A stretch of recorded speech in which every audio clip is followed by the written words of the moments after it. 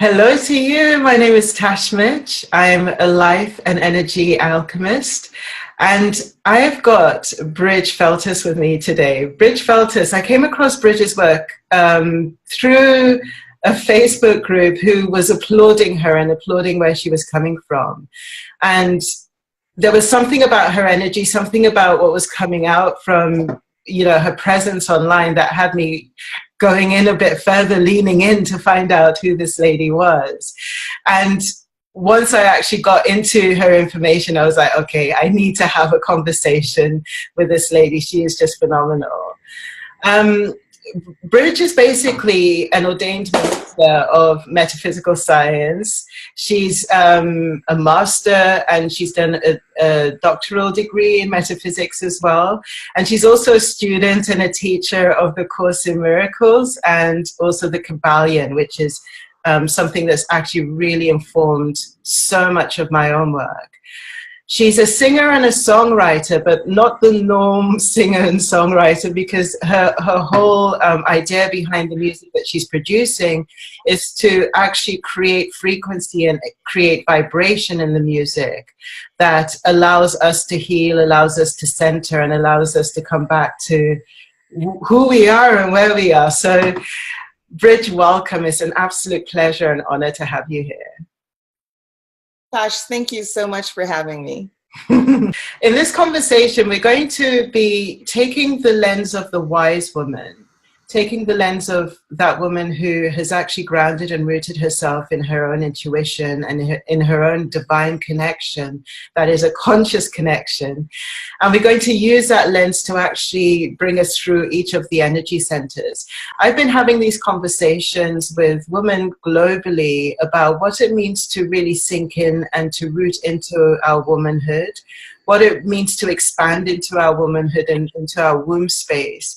And I've been speaking to people who are really grounded and rooted in personal development and in healing about how we actually bring that centering into ourselves as goddesses and women. So this is where the context of the conversation is coming from. And the wise woman is an archetype within an immersion that I'm doing. And the archetype is really looking at the conscious connection that we have. So, Brig, we're going to be taking this through each of the energy centers. And first of all, I just would love for you to introduce your metaphysical work, because that's somewhere that you've really rooted yourself. Yes, I'm the founder of an organization called the Intersection for Mankind. As a foundation, metaphysics allows us to understand other parts of spirituality and also actually the physical world and how we perceive things in the physical world.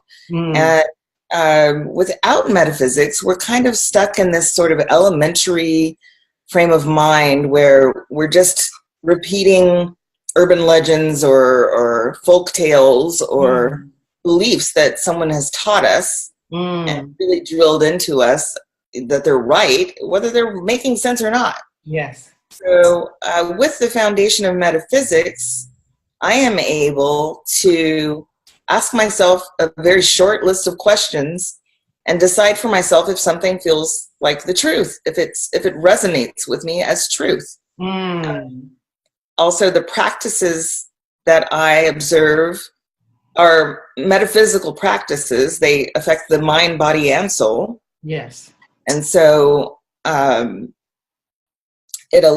these practices allow me to be able to tap into my senses, my intuition, my awareness, my ability to focus, my ability to connect with others, my ability to understand others and what they say and what they do, and really frees me up to be a lot more compassionate and a lot less defensive about my life. Yeah.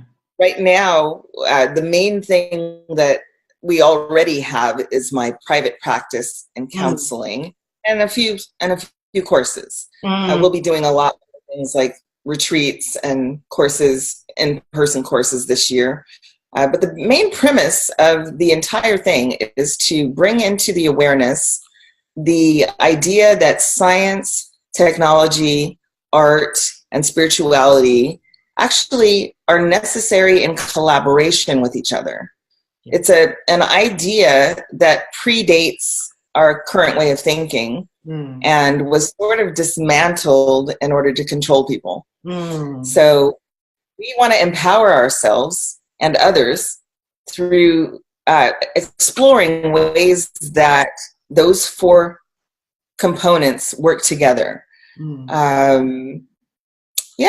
So that's basically what I do. I also, as you said, I'm a music artist. I don't have a PhD yet in metaphysics. I'm actually in my PhD program for metaphysical patriarchal.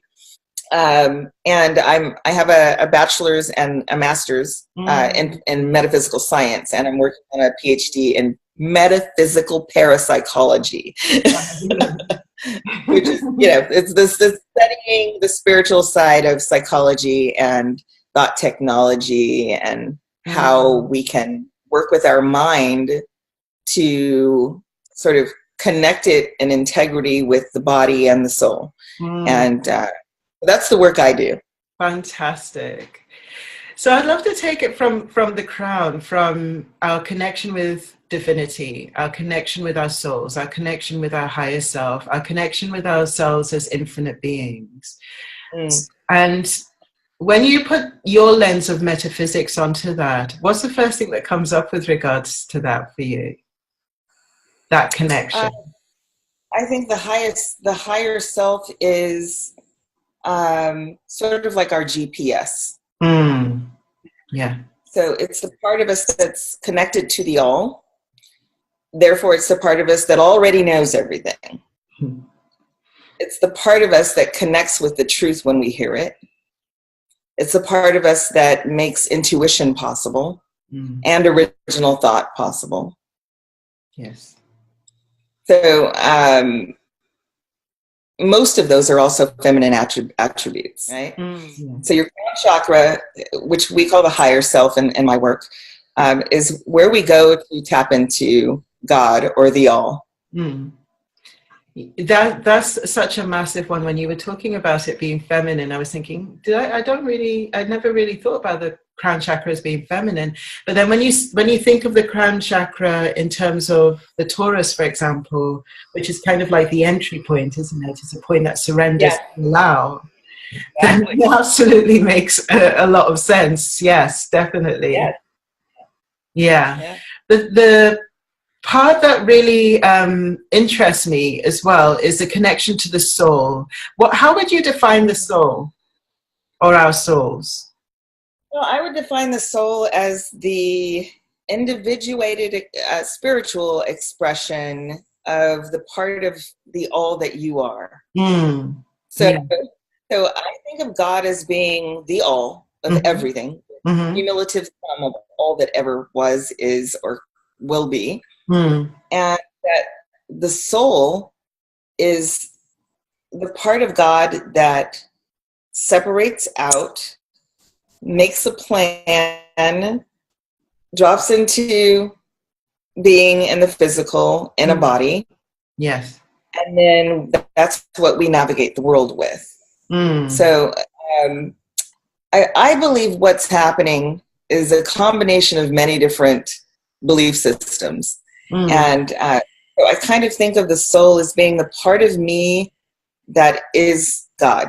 And it's the part of me that I can trust. Tapping into that part of me is only difficult because we've learned to think otherwise. Yes.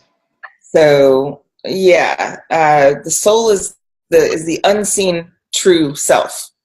Yes. I what I'm hearing when you're saying that is the individualized element of divinity, the individualized element of the all that allows me to be bridge and allows me to be Tash, sort of thing.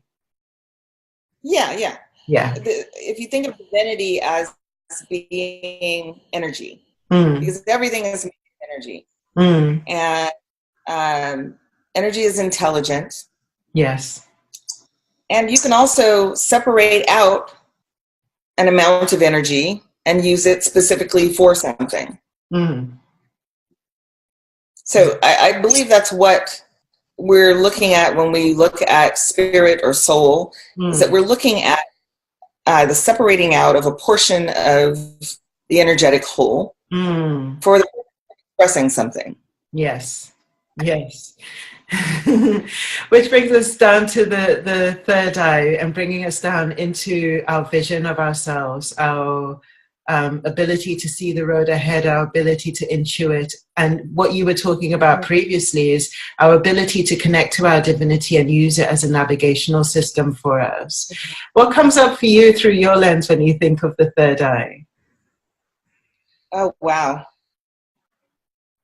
I believe what the third eye sees is whatever there is truly behind everything we think we know. Yeah.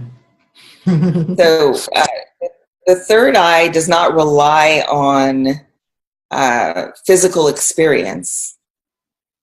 The third eye just knows because it's connected directly to the crown. So the third eye can look out at the world around it and not only see what the physical eyes see, but it can see what is when the physical eyes can't see. Yes.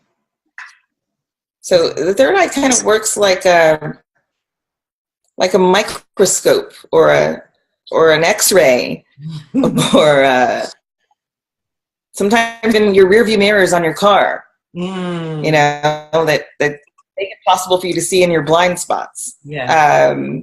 Third eye is intuition, and that is also a feminine attribute. Yes. The reason why you don't see in the Western world a lot of people talking about being intuitive or that it's something special to be intuitive is because patriarchal teaching, suppresses those feminine energies. Yes. So it kind of, it blocks our vision. Yes. Yeah. Yeah. When you're talking about the third eye in that way, what I'm actually feeling and seeing into is that sense of the third eye being versed in frequency and vibration rather than matter.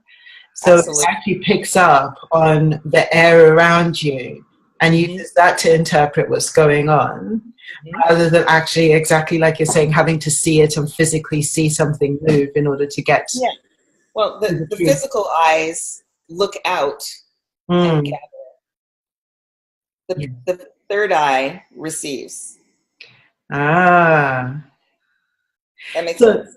So does that mean that there's a sort of passive element in the third eye in terms of the information coming forward, in the sense that it's surrendered, opened? Right. Absolutely. The physical eyes are manipulating things. Right. Because they don't actually see anything. They actually pick up the energy and then process it through a file system of memories. So if you see something that you never saw before and you don't know what it is, there's a story about the Native Americans when the first European ships came to the Americas, where they couldn't actually see the ship until it was like right there at the door. Yes. They'd never seen one before. Yeah. And you see this also in how, like, if you watch a movie or read a book the first time and then you read it again, you see other things that you didn't even notice. So these are ways that your eyes are not reliable. You know, they rely on memory. Yes. They don't rely on what's in front of you. They rely on memory. That's why we make some of the mistakes we make in the way we relate to others, is because we're not actually there with them in the present. We're looking for something in our past knowledge to connect it to. Yes.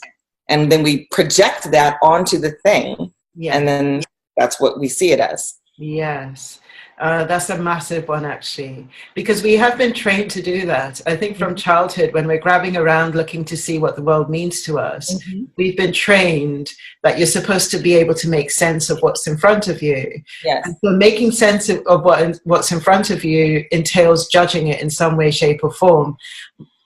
Basically, to see whether it's going to threaten your survival or not. Yeah. That's the lens that we normally put on it, right? Yeah. It's like, is that going to be good for me, or do I need to run away? It's a misuse of an exalted masculine trait, which is order, holding of a container, structure, formulaic thinking. Those things come in useful, but if they're misused, and treated as if they are absolutes, then we come into these problems. And that's all, believe it or not, a part of toxic masculinity, which we are taught through patriarchy. It hasn't always been the way we think. I mean, if you look at animals, most animals are not always, defensive or dangerous. We tend to think about things in absolutes as a shorthand way to respond to the world around us. And it's a passive thing. It's not a creative, generative thing. It's not using your God self. Yes. Wow, I've never heard it actually said like that. That's quite amazing. It's almost like a lazy way of doing it, really, isn't it? To use the absolute so you don't have to think about that again, All people are like, all of these people are like that. And so use that like, okay, you can just shove that in one corner and you know what that means to you. Exactly. Whereas the other way requires you to be asking questions of yourself in the moment. It requires or actually to just listen. Yes. Yeah. So I could come before you and just scan your person and say, oh, she's got locks. She's like this. Oh, she's got a crystal on her neck. She's like this. Oh, I can see that thing in the background. She's like this. I could just come up with this whole list of information that I project onto you without even knowing you. But if instead I just show up and see you, actually see you and feel you and be in your presence, that's enough. Yes. Wow. And that's so simple in one sense and seems so groundbreaking in another sense. Do you know what I mean? There's a simplicity to it of just, showing up and being open. That's it. That's the simplicity of it. But how many of us do that really all the time? And none of us do it all the time. Yeah, it takes a shifting of consciousness because of the habitual way we've been taught, basically. Yeah. And if it's your norm, like if it's really your norm, people will call you crazy. Yeah. Or they'll call you a witch or some other heretic type thing. Yeah. That you're doing. And at the same time, I feel like basically there's an element of if there's a comfortability within yourself when you're doing that, you show people a different lens, and it doesn't have to always look so completely removed from their day-to-day. I mean, I feel like a lot of us are bringing frequencies forward and vibration forward that doesn't look like the norm. Yeah. And, for a lot of us, there's been a sense of feeling persecuted as a result of it because you don't fit in as, a perfect puzzle. But ultimately, when we embrace that, what we're embracing is that sort of sense of holding up a reflection that allows somebody else to entrain to a different frequency. Exactly. Yeah. And an element of, a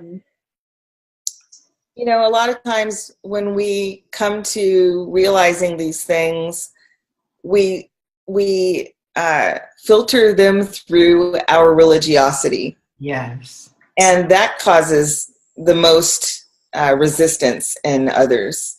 Yes. Is when you practice through religiosity, which actually is not in alignment with the truth, which is that nothing is ever absolute. There's paradox everywhere. And just because it works for you or is true for you doesn't mean it will work for the other person. They may need to tweak that somehow, or, you know, hear it in a different way in order to understand it. So it's very important as you begin to allow yourself to learn these things and then to communicate with others about these things, that you don't do it from a religious perspective, and have it, I just like to call it practice. Yes. It's all practice, and practice is in One Taste, the orgasmic meditation organization, they call it, they have a saying, what do they say? Practice is for the phase transition.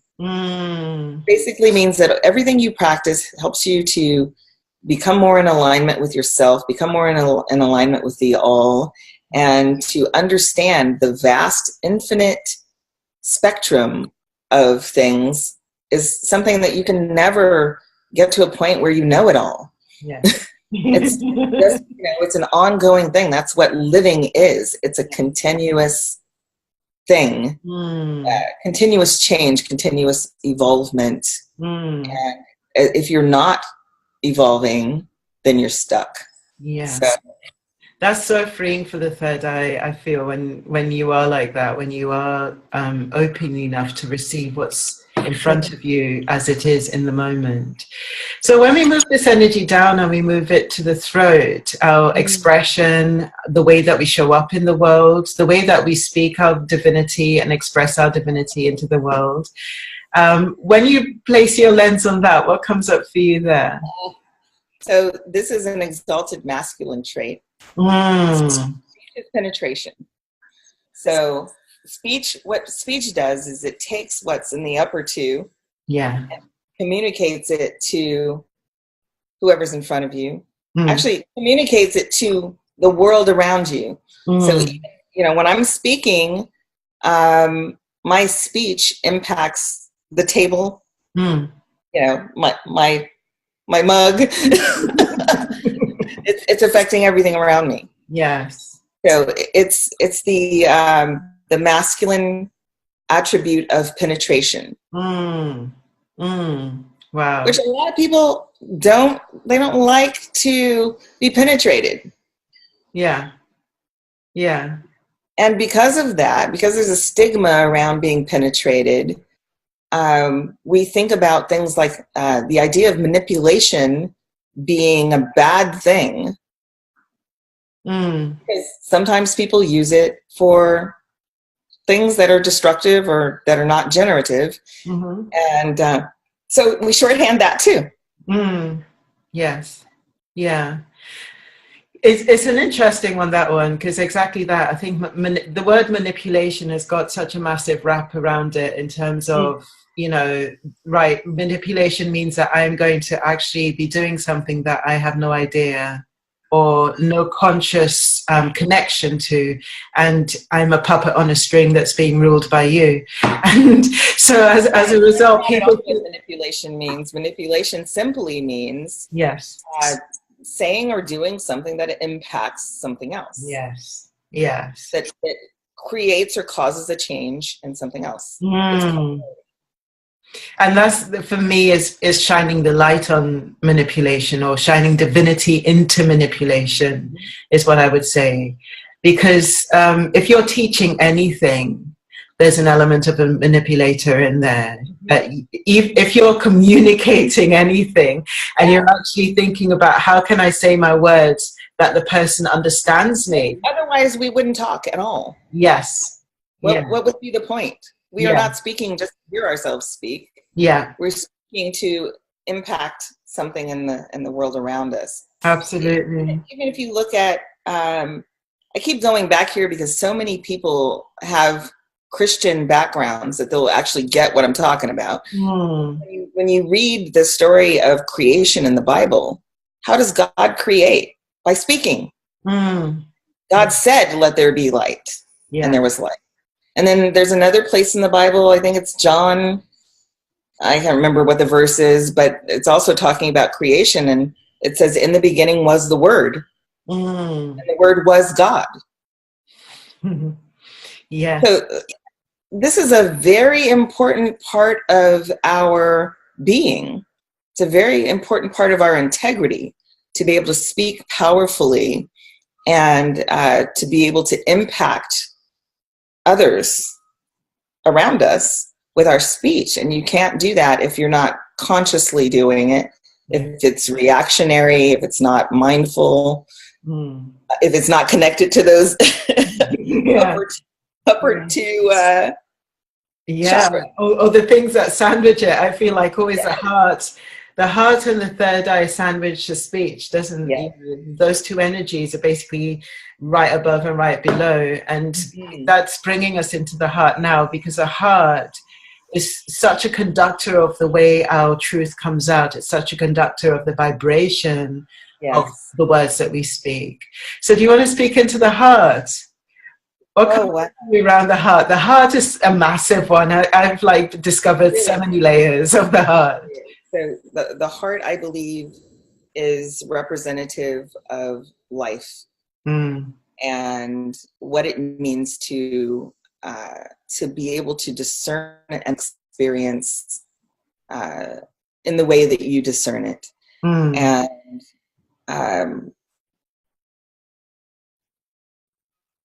it is the one part in our body that you can literally not be alive without. Yes. It's necessary for every other part to function. And, when we connect it with things like love or passion, what we're doing is creating a doorway there where we can open up and inspire the other person to open up and have a look at how alike we are. Yes. This is like another place that connects us to the other. It is also the crucible for connection. So, the reason why we are drawn to others is because we need to remember that we're connected, and the heart gives us the impetus or the inspiration to want to be with others, so that we can remember that we're all one. Yes. Wow, that's a massive one. That is a massive one, because it brings a lens of consciousness into the communication that we have, and also a lens of honoring the divinity between you in any conversation, in any interaction that you have. Which can sometimes be missing in a way, because sometimes we have to consciously bring the divinity into our communication, in our consciousness. It's there always, but to bring the divinity in the midst of what happens with us, where I actually look at you and see a reflection of myself, you offer a reflection of myself, and vice versa. You offer a lens that allows me to expand, and vice versa. To be able to actually see that in that way, it's quite profound, actually, that the heart. And it's difficult, because we're so much programmed to think good versus evil and lightness versus darkness, that we often don't even want to be that intimate with someone. Because if we are, we're not just going to see the good parts of ourselves. We're going to see the parts that we consider bad parts of ourselves. And if we just, it's so interesting for me. I get really like, if we could just let go of those absolutes and look for the good, look for the useful, look for what serves us in the full range of the human experience, then we can totally just look each other straight on and transfer back and forth between us this energy of our individuated self, and clearly be able to say, oh, that's me right there. Yes. And we get little glimpses of it, but we only allow it in when it feels good. And it often doesn't feel good because we don't like some parts of it. where we're taught to not accept or appreciate some parts of it. So consciousness is such a massive part of that, though, for me personally, you know? absolutely. Because if we're not doing this consciously, it becomes something that just happens as a by the by, and then we haven't got any awareness of what's going on between us. Right. So, Ergo, our culture of fantasizing and fairy tales and all that kind of stuff comes out of, you know, turning love and connection into something magic rather than being something you can actually do. You can just like choose it. You can choose it. Absolutely. I choose to just see you and love you because I want to be seen and loved. Yeah. And in order to be seen and loved, I've got to see and love. So it is a practice. It's definitely a practice. It is, and it's a shift in thinking. I use meditation to practice this, believe it or not, because meditation puts you in a situation where you're constantly reeling in your mind. Every time your mind wanders, you just notice it and bring it back. Yeah. And one of the reasons people don't like meditation is that it frustrates them when their minds wander. Yes. So it's a very acute practice where you can exercise acceptance and exercise embracing what otherwise you would call wrong. So instead of judging it, you just say, "Oh, I just noticed my mind wandered. Let me bring it back." Yeah. Simple as that.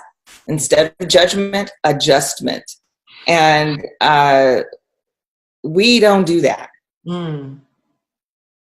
It's a practice, isn't it? Exactly like you're saying, and it's a learned practice. I feel it's a practice that we are still versing ourselves in. It's not always something that comes naturally.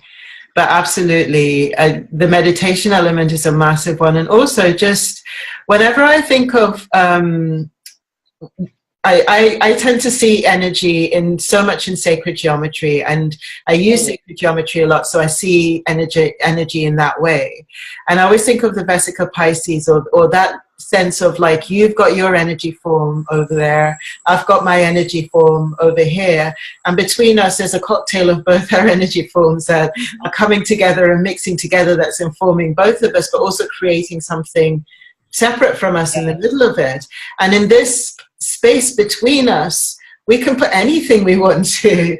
You know, we could be as playful as we want to, we can be as sacred as we want to, you know. And so those things, like bringing the consciousness into it, I feel is really useful. Yeah, we call that the third, where two entities come together and form a third entity. Yes, absolutely. So bringing this down to the solar plexus, bringing this down to our identity, our sense of self, our sense of who we are, our sense of power, and being able to be empowered, to stand in our power. What comes up for you with regards to that? So the solar plexus for me is, you know, when we think of power, power is just always there. You don't, you know, we're made out of energy. Power is energy. And true, like the ability to manipulate power or to use power for good or in service to yourself and others is what we think of as power. Power itself is always there. So we always have access to it. We just don't always know how to access it. And this particular element for me then becomes about formulas that work, structures that work in thinking, actually, and in doing, practices that work, holding space, holding container. So when I work with large groups of people, one of the first things I do is go to the front of the room, and I like to sit in a chair when I work. So I sit down before anybody gets there. And I wait for them to come. And while I'm waiting for them to come, I'm trading energy with the room. I'm taking in what's there, and I'm giving out what's inside of me. And I just keep letting it come back and forth in my visualization until it feels like I am the room. Fabulous. And so in this way, I'm holding the space of the room. And when I do that well, it doesn't always work out so good. It just depends on how, where my head is. When I'm doing that well, I can have 100 people in front of me and I can feel where the tension is. I can feel where the fear is. I can feel who needs me to speak directly to them. I can also allow more to come through quickly from the crown through the pineal and out through the voice, because I've already got a connection that's already settled before they come in. So this part of me is about practice and ritual and structure and repetition of things until they become who you are. I believe that belief is not very useful. I think belief leads to disillusionment. So, and most of us stop there. When someone tells us something, we just decide whether we believe it or not without even investigating. So I think that it's better to start with, I know nothing. This is my structure for holding space. I know nothing. And then what is there to know? Being curious. And then discovering something, exploration and discovery. And then whatever I discover, questioning it, testing it, and then deciding, oh, okay, now I know this.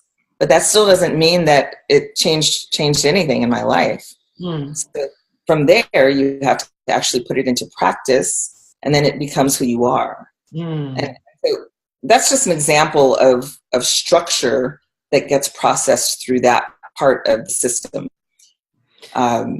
When you're speaking about this, I'm hearing so much about embodiment, and I'm hearing about using that power that's in this area to help you to embody whatever it is that you want to embody in and of yourself. Sorry? Production. Yes. Yeah. I've never actually looked at it that way, because I always feel when I feel embodiment, I feel it in the base. But actually, this is kind of like you say, like building the structure around self. Embodiment means manifesting. Absolutely. And this, by the way, is a masculine element. So embodiment is about producing the idea, producing the, like, how do we make this happen? It's the method. It's the conduit. Like, what conduit do we use for this? Because we always have it. We always have the power. Just how do we use it? How do we get it out? Absolutely. So bringing this down into the womb space for the woman and the prostate for the men, but bringing it into that place where we create, that place where we express out into the world and merge our energy with so many different things. The place where we are sensual and sexual selves in the world, where we actually interact with the world in a real tangible kind of way. What comes up for you there? Oh, this is an element of feminine energy where many of us, our women and men, are very blocked. Very, very blocked. To the point where most women don't have orgasms. Many women don't enjoy sex. We don't understand the concept of, sex being about your own pleasure. We don't understand that. And we're taught that pleasure is a bad thing. So when you're taught pleasure is a bad thing, then of course all those other ways of thinking take hold. Desire and passion and enjoyment are very important to our health. And I cannot imagine what it would do to my creativity. And when I say creativity, I don't mean production. I mean original thought. My ability to actually come up with original thinking or new ways of doing something, or any kind of initial original thinking comes from that chakra. If it's blocked, you can't really rely on anything you create being original. I also know that for myself, with the practice of orgasmic meditation, it really gets you in tune with that part of your body, that part of your system in general. And for women, it's how we tap into and become conscious of our power. And our power is very different from feminine power, is very much different from masculine power. Knowing the difference, being able to experience the difference, allows you to use both. If you know your feminine power and you know your masculine power, then you can actually create. It's like, having paints but not having a brush and never having used a brush. And all of a sudden you've got a brush and you've got paints.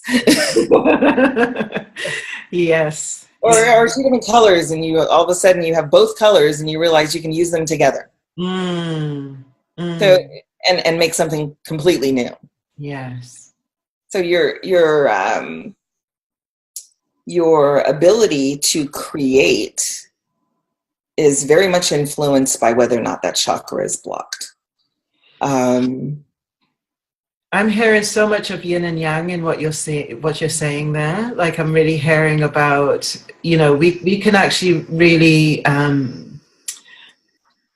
identify with one type of energy there. So we either identify ourselves as submissive and therefore not quite passive in the act, in which case we're not taking part. We're allowing, but we're not really engaged.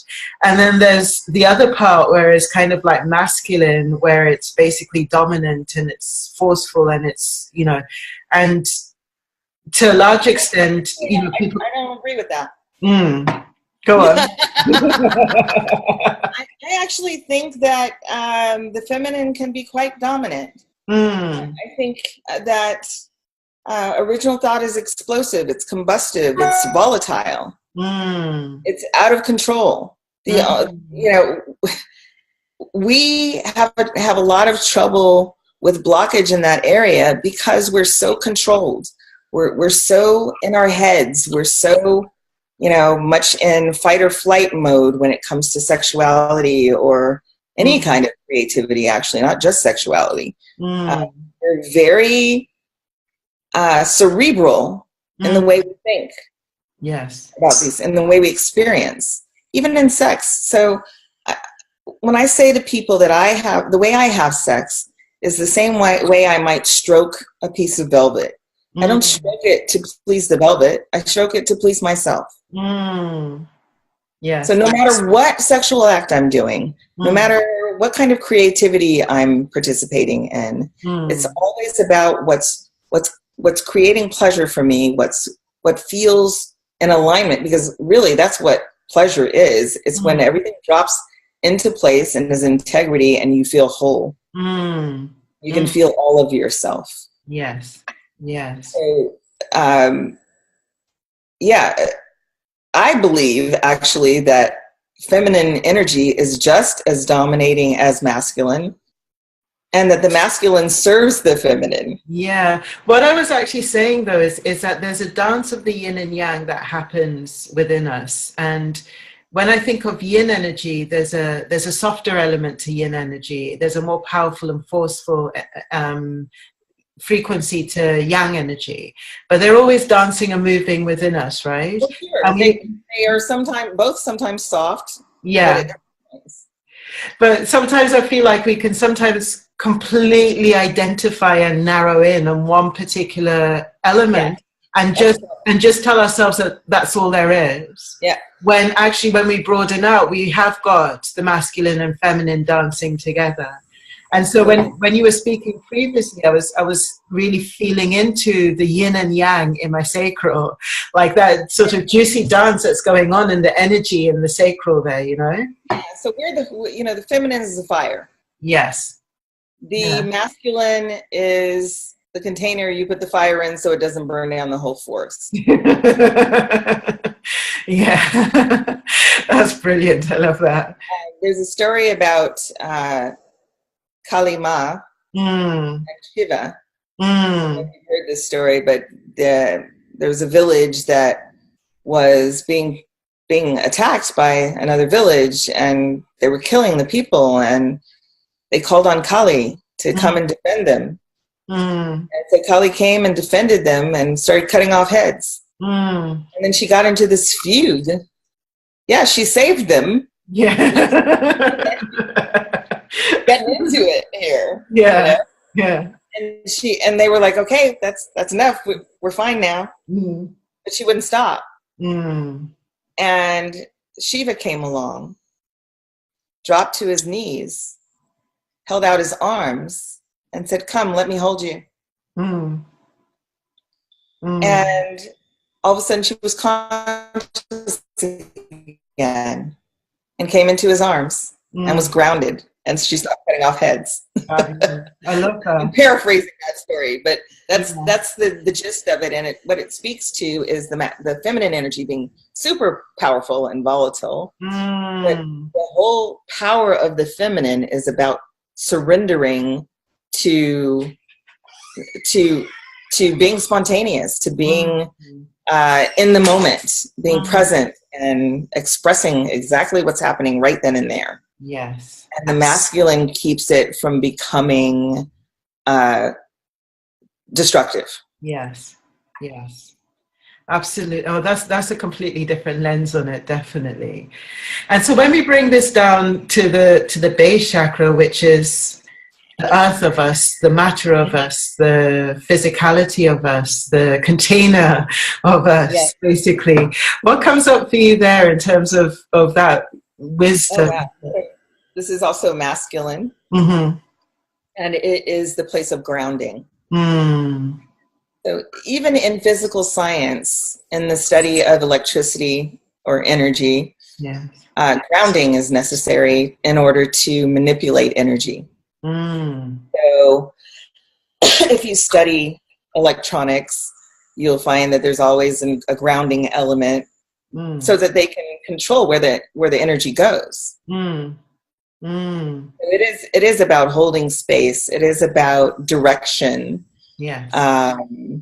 And foundation, like the thing that keeps you gently tethered to your earthly presence. So it's things like, for lack of a better word, rules would be a form of grounding if they're actually serving a purpose. Yeah. You know? I'm feeling into like a container, like something that holds the integrity of a particular kind of energy, basically. When I am feeling fragmented, like my energy is out here, which is quite often when I'm working with people's energy, that I'm out here so that I can connect with them. And afterwards, I still feel that way, and I don't feel safe. I don't feel connected to the earth. And so I have to ground myself. Yes. And the visualization for me is to come straight down through my body and like a brick, let it land at that root chakra. And sometimes if that doesn't work, then I'll have my husband put the pressure of his entire body on me. Because sometimes just the physical sensation of pressure will ground you. Wow. Massage is grounding in that way. Touch is grounding in that way. This idea of pinching yourself to see if you're dreaming is a form of grounding. Yeah. You know, to connect yourself back with the physical reality of where you are. Yes. Yes. I'm bringing that power into the physical reality of all that you are, right? Absolutely. Brig Feltus, it's been an absolute and utter pleasure. I've really enjoyed this conversation with you. I've enjoyed seeing through your eyes in this way. Thank you so much for lending your wisdom to this. Thank you for having me. It's been an honor.